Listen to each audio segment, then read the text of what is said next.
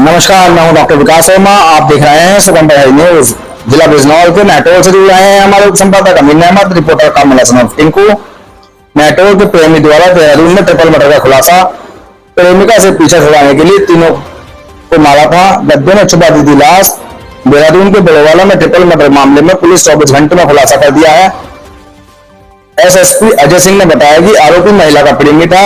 अपनी प्रेमिका से पीछा छुड़ाने के लिए आरोपी ने उसकी गला घोंटकर हत्या कर दी। आरोपी इतना निर्दयी था कि उसने महिला की 8 महीने की एक बच्ची और 15 साल की एक दूसरी बेटी की भी मौत के घाट उतार दिया।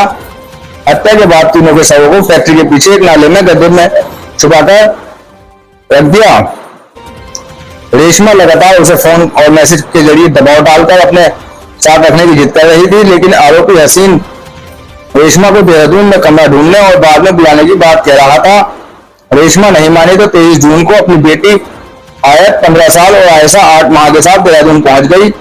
रेशमा ने देहरादून पहुंचने पर आईएसबीटी से हसीन को फोन किया और वह अपनी बाइक से उसे लेने भी आया, लेकिन रेशमा को नहीं पता था कि वह उसकी हत्या का प्लान बना चुका है।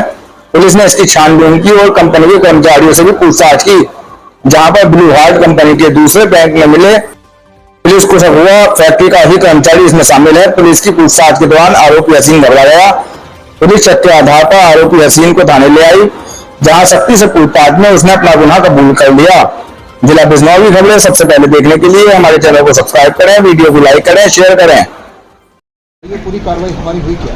इसमें 25 तारीख की देर सायंस कंट्रोल रूम में सूचना प्राप्त हुई थी कि एक बड़ोवाला में एक नाला है जो फॉरेस्ट से लगा हुआ, वहाँ पर कुछ स्मेल से आ रही है बहुत सी। सूचना पर पुलिस टीम पहुंची थी और वहाँ पर जब सर्च किया तो देखा वहाँ पर 2 डेड बॉडी मिली थी। और चूँकि देर सायं का वक्त था, 2 डेड बॉडी को रिकवर करके मॉर्चरी में भिजवा दिया गया था और घटनास्थल को सुरक्षित रखते हुए अगले दिन प्रातः वहाँ सर्च ऑपरेशन किया गया और फोरेंसिक की टीम और डॉग स्क्वाड को बुलाया गया। तो वहाँ पर एक बॉडी और महिला की रिकवर हुई थी जो कूड़े के अंदर दबा के रखी गई थी। काफ़ी सारा कूड़े का ढेर था, वहाँ पर दबा के रखी गई थी। और इसके बाद यह घटनास्थल के निरीक्षण और जो वहाँ से कपड़े और अन्य सामान जो बरामद हुआ था, उससे स्पष्ट हो रहा था कि एक ही फैमिली है और इसमें जो बच्चे हैं और जो मदर है वो कहीं ना कहीं एक ही परिवार से जुड़े हुए हैं और इनको कहीं ना कहीं हत्या करके या इस तरह करके डंप किया गया।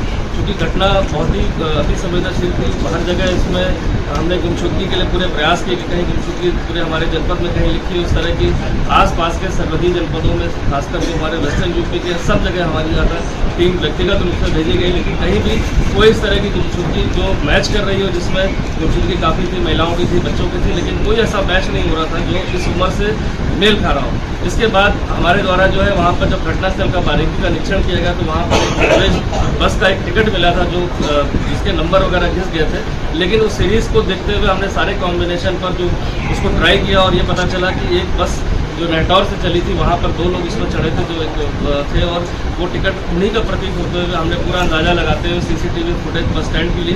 तो वहाँ पर वो महिला और बच्चे एक संदिग्ध मोटरसाइकिल पर बैठ के जाते दिखाई दिए रात्रि में 10:30 बजे के करीब। जो उससे ऐसा क्लियर हो गया था कि वो कहीं ना कहीं कोई मोटरसाइकिल को बैठा के ले गया। जो घटनास्थल था वहाँ पास ही में फैक्ट्री जहाँ पर 11-12 लोग काम करते हैं, जिनमें से एक व्यक्ति वहाँ पर पूछताछ में हमारे था जो नेटौर बिजनौर में रहने वाला था। शक के आधार पर जब मोटरसाइकिल को मैच किया गया उसको तो पता चला ये मोटरसाइकिल उसी तरह प्रतीत थी फुटेज में। और इसके बाद जब उसकी कॉल डिटेल और अन्य पूछताछ की गई तो इसके द्वारा इस समस्त घटनाक्रम को अपने द्वारा करना बताया और साथ ही ये भी बताया कि उसका मृतिका के साथ काफ़ी समय से संबंध था और उसका एक बच्चा भी अभी जो हुआ है रिसेंटली। और साथ ही साथ मृतिका चूँकि विडो है, उसने तलाक दे रखा है, वो बार बार उससे जिद कर रही थी देहरादून में अपने साथ रखने के लिए और साथ ही साथ खर्चे के लिए पैसे भी मांग रही थी, जिससे परेशान होकर वो काफ़ी परेशान था। जिसमें जो मुझे का नाम उसमें हसीन आया जो रहने वाला नेटौर का ही है। और जब मृतका अपने बच्चों के साथ बस से पहुंची तो उसके दिमाग में था कि ये जो घटनास्थल है वहाँ पर सुनसान रहता है, 7-7:30 बजे के बाद वहाँ कोई एक्टिविटी नहीं रहती है। एक नाला है जहाँ पर बरसाती नाला है जो बरसात में बहता है, तो उसको लग रहा था डेड बॉडी के ऊपर यहाँ छिपा देते हैं तो बरसात में वो कहीं ना कहीं बॉडी बह जाएगी और पता नहीं चलेगा। तो देर रात्रि उसको वहाँ बुलाकर जब वो मोटरसाइकिल से लेकर आया तो मृतिका को बहाने से उसका गला दबा दिया और साथ ही 2 बच्चों का भी सोते में गला दबा के और समस्त घटनाक्रम को छुपाने के लिए उसके सामान को विभिन्न जगहों पर जंगलों में फेंका, आए कूड़े में दबा दिया। साथ ही साथ बॉडी भी इस तरह से दबा दी गई अंदर और उस पर फोम रख दिया गया जिससे कि बॉडी की स्मेल ना आए और बॉडी जल्दी गल जाए गर्मी के कारण। और समस्त चीज़ों को करने के बाद वो अपने घर चला गया। मृतिका का मोबाइल उसने अपने पास छुपा कर रख लिया था, जो उसके निशानदेही पर बरामद कर लिया गया। तो समस्त घटनाक्रम में जो इसमें हसीन नाम का जो अभियुक्त है उसकी गिरफ्तारी कर ली गई है। इसमें मुकदमा धारा 302 में पुलिस द्वारा दर्ज कर लिया गया है।